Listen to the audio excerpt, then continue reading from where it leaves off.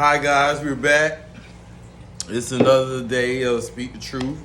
I got cut off last segment. My fiance called me, so I didn't get back on and finish. I grabbed a couple of things that I want you guys to see. Like I told you, we into the natural things. If you can find this at Walmart. You can go to Walmart. You got the different natural teas. If you can see the names of it, the lemon zinger, calamine, all different types of teas. Another one we take was echinacea. They also have the echinacea peel, which is another natural herb. You have it boosts immune system, sleep time, especially with the coronavirus thing going on. You want to stay safe and take your teas. Also, we have here for my fiance, she like bringing this one. It's beauty blend. It got biotin and folic acid. This is good for women. Also, the tea is also good for trying to conceive. She's going through the company. I'll also put them as pink stork. You also have vitamins. You have vitamins, candy, and this tea actually, and it's for men as well. You know, when you and your wife trying to conceive, or your fiance trying to conceive, and they actually, are Christian people. Godly people. Well, anyways. Well, yeah. See that? By them. And it has different fertility, health supports the female cycle and everything. But it's herbal. It's herbal supplements in there. Another one we take is very disgusting, but it also could help with fertility. But it is very disgusting. But it's for a lot of things as well. It's maca root. You have the maca root here. You might see a lot of females YouTube channel that has this in it. But the maca root is for all different types. Promotes energy, fatigue, and stress. Fights stress. And an increased stamina, and 20 calories per serving. Okay, but it's very nasty. It's very disgusting. I'm not even gonna lie to you. It's a powder, come in a powder form. So those are some of the things. But where I left off at last time, I was talking about my experience transitioning to society from being incarcerated. Like I say, I was determined and I knew where I wanted to go. I left off where I was at my cousin's house, and I just knew I trusted in this higher energy. I knew I had this it's just determined in me. I was just so determined to do the right thing, so determined to live this wonderful life, that I always wanted, because I suffered so much growing up. So, once I got out, I was with my cousin, living with my cousin, and I decided to take a leap of faith. I was doing all that, getting up every morning, going out look for a job, convicted felon, didn't know what in the world, to do. So I decided to get on Indeed. I got on Indeed. I filled out an application on Indeed. I was like, man, got to give me a job. I always like working. I always been a working type. I always was adamant about having my own. So I went on Indeed, filled out 3 applications. The first one was to a restaurant called City Winery in Atlanta, Georgia. So what happened is, about time I got to the 3rd application, City Winery called me back, and I talked to the manager, and she was like, "This is Chef Jazz." She was like, "This chef, such, and I want to come. I want you to come in for an interview." So I'm like, "Okay, I can't come in tomorrow, but I could come in." It was on a Sunday. I said I could give me till Wednesday. So Wednesday, I was like, I'm going. I didn't ask anybody. I did my research, seeing what shelter it was around the area, that I wanted to, go to. I had the job at, the interview at, and I was determined. I just knew that I was going to go there. I was going to have this job. I was going to, because my qualification, because the type of person I am, and determination. So I took the last couple of dollars, that I had from working with my pops, and I told my cousin, I was like, look, I bought me a bus ticket, had me enough money to pay for a hotel room for one day, and I told my cousin, I was like, look, cuz I'm out. I'm out. I'm determined. I want to be better. I want something better out of life. And, I have a job opportunity. I want to go ahead and see what it's about. So my cousin was like, hey, cuz, him and his wife, was like, hey, cuz, hey, do you, if that's what makes you happy, we support you. So I said, I'm just letting you know because I want to know if all else fails that I have somewhere to come back to. So it was like, yeah, we support you 100%. I took all my clothes, not, just being out of prison, not knowing anything about the world, period, never been out of the state of Florida. I took all my clothes that my cousin had me and he gave me, and I packed up and I got me a Greyhound bus ticket and I went on to Atlanta, Georgia. Doing my transition in my time, it was so amazing. This is so amazing. It was like I went to the Greyhound bus station. I packed all up and I looked myself in the mirror and I cried. I remember just shedding tears because I'm like, I'm this kid that was so entrapped, lost in the prison system and that was raised. And now I'm here to share my story, to other people. And I'm going to do it along my way, along my journey. That's what my intention was, to help somebody, to overcome something, to help them not to go down this wrong way. So I was determined anyways, that alone, and I wanted to shelter a teen center as well to, help people. So anyways, not to get off track, I went to Atlanta, Georgia, and I went to the Greyhound bus station and I saw this police officer. And this police officer, me just getting out of prison, I'm like, see this police officer, I want to kind of stay away. But I seen this police officer do something that it was like a Spanish police officer or a white, something or the other. But I seen this police officer give a white guy and a black guy a bottle of water, energy drink, a piece. It was like 2 bottles of water and 1 energy drink. It was 3 drinks a piece. So I looked at him and I was, paying attention to my surroundings because, I'm just getting out incarcerated. And the police leave and said, stay right here. Next thing you know, a Spanish man walks in. I will never forget. He walks in and he said, and, he told the people up front, yeah, I'm here to buy these bus tickets for these guys. So he paid for, bus tickets for these cars, for the transportation, so they could get back to wherever they was located, wherever they resided at. They wasn't from that state. So, and from West Palm Beach.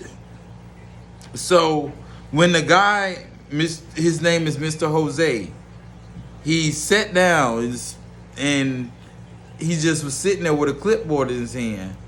And my spirit, spoke to me and I said, excuse me, sir, may I ask what is it that you do? Because I just seen a kind act, and they say, can't no good tree bear no bad fruit, can't no bad tree bear no good fruit. So, I'm interested on the kind act, what went on there, what just transpired. So he enlightened me and he told me, he was like, hey, I work for this agency. What we do is we take homeless people to make sure they don't continue to stay homeless.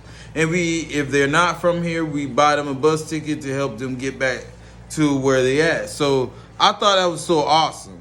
So I went on to talk to this guy, and I was like, look, I'm not from Atlanta, Georgia, but this is my story. I'm just getting out incarcerated and I'm going to Atlanta, Georgia, just leap of faith. I don't know anybody. I don't know no, I don't have anything up there. I don't know anyone at all.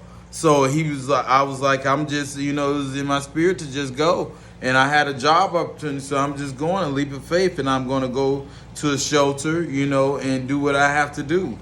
And he said, remember my name. And he took his name tag. He was like, remember me. My name is Mr. Jose. He said, you're going to do great things. And he said, you're going to change lives. You're gonna touch people in many ways. So I was like,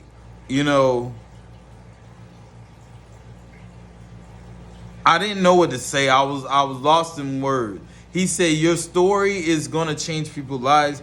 He was like, just continue to do what you're doing and being who you are.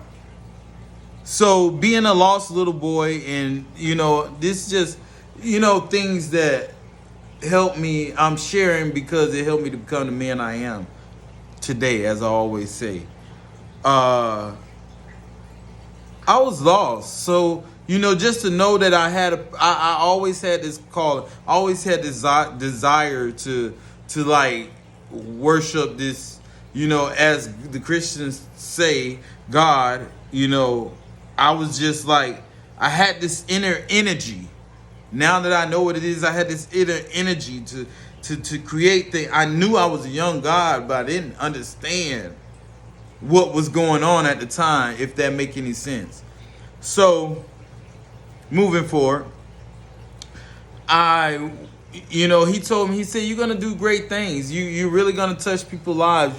You're going to make a change. So, what happened is, I end up getting on the bus. I go to a Greyhound, and I end up getting on there, going all the way, making it all the way to Brunswick, the beginning of Georgia. I can't believe it was Brunswick.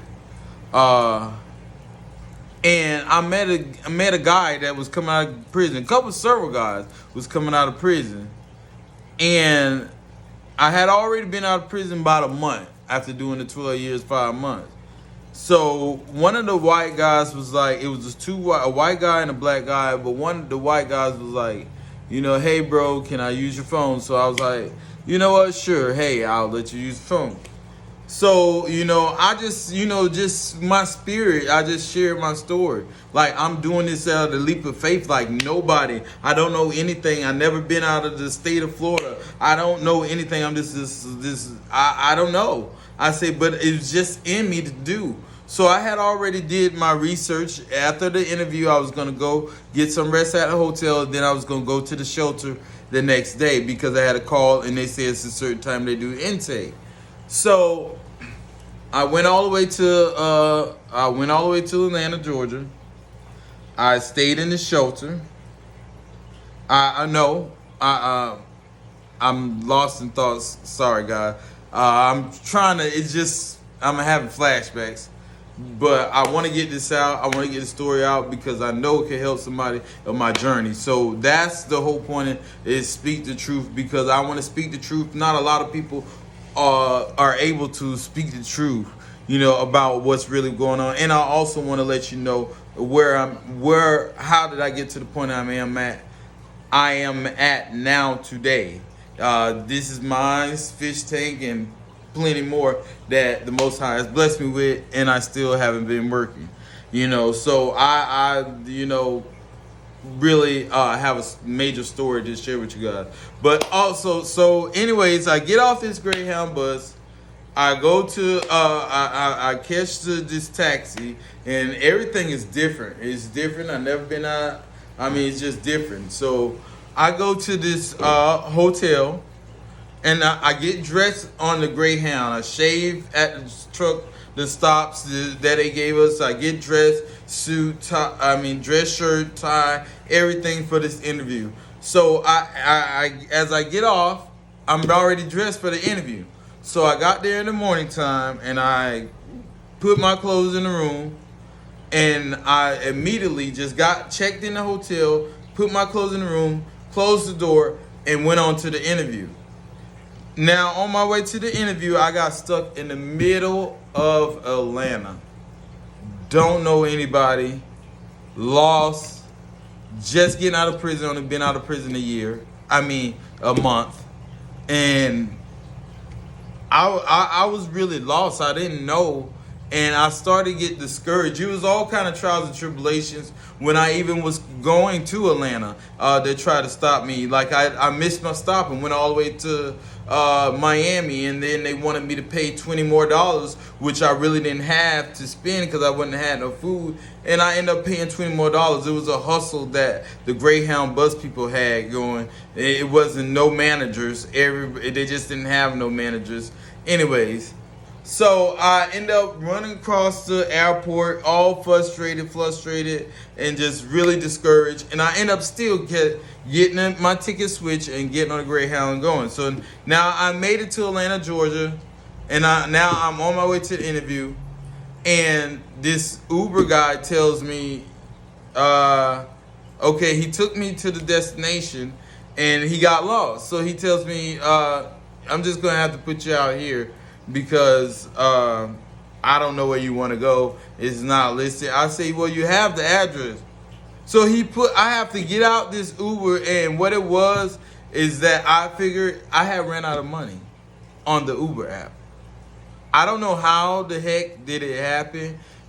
I ran out of money on the Uber app. I had money. I was riding on the money, and I guess he was going far. I don't know how he overcharged me. I end up having to get out in the middle of Atlanta. Don't know anything about Atlanta. My first day there. So that really sucked. It was scary. I had a guy that I met in prison. It was a bus driver. He actually was like my godfather. He was there. He wasn't able. He was struggling. I called all my family. Nobody couldn't give me no money. I called, my cousin that I was with. He was smart. He couldn't give me the money. So, excuse me, guys. So he couldn't give me no money. So, anyways, my godfather coming through. He gave me $50. I was able to go and snatch it off my car before Lyft Uber gets it. So I called a cab all the way to the interview. I was 2 hours late to the interview, almost 3. I was so nervous. I was like, you know what? I'm going in. I'm determined. I'm going in. I got to get this job. So I go in, and the lady, I had spoke to the chef that she said her other managers were going to be there, and they will interview me. So I go in, I get out, and I was like, oh, this is real close. And they have these little mopeds in Atlanta. Like everywhere, you just pick up a scooter, you swipe your card or whatever, you pay for the scooter, you go to ride, and then they charge it up. People pick them up, make money, charge them, all that good stuff. So, oh, excuse me. So, I get on the moped. I mean, not moped, but I go into the job. So I go speak to the manager. So the manager was like, hi, how you doing? What's your name? I was like, he's like, she told me somebody was coming in, but he didn't know my name. So I told him my name, introduced myself. He was like, okay, I'm doing an interview. Well, I'm going to talk to you briefly. Then you come back and you see her tomorrow. I'll tell her what I think. So I told him my story. I was like, hey, I came all the way from Florida. I'm sorry I got here so late. I was determined, man, I need this job. So it was the white guy. He said, okay, I want you. I want to hire you. I'm going to tell her to go ahead and hire you. So come back tomorrow, such a time. She hired me as a dishwasher, making $10 an hour at City Winery in Atlanta, Georgia. So as I was making, I was in awe of what was happening. I just took a leap of faith and I had the job. So I got back to the hotel first day. Got back to the hotel after I come from the interview. I was like, that's over with. So now I got to pack all my clothes and get ready. I have to go to the shelter in the morning. So my plan was I was going to be out. They had intake at 7:30. I was going to be out there at 5 because I want to make sure I get a line and I'm wanting to make sure I be in the front of the line to be able to get in the shelter. So what happened is I got into the shelter. I waited in line. I was able to. I didn't have I didn't have anybody to talk to at that point in time. My mother, she was on some crazy stuff, and she wasn't talking to me. She finally unblocked me that morning. So I did. All in all, I ended up doing 6 months in Georgia. I ended up doing 6 months for Georgia. Well, actually, when I packed my clothes, rewind back, sorry, I have to tell you this. But when I go to get my clothes to take a shower, my whole suitcase is gone. All my clothes is stolen. I have nothing.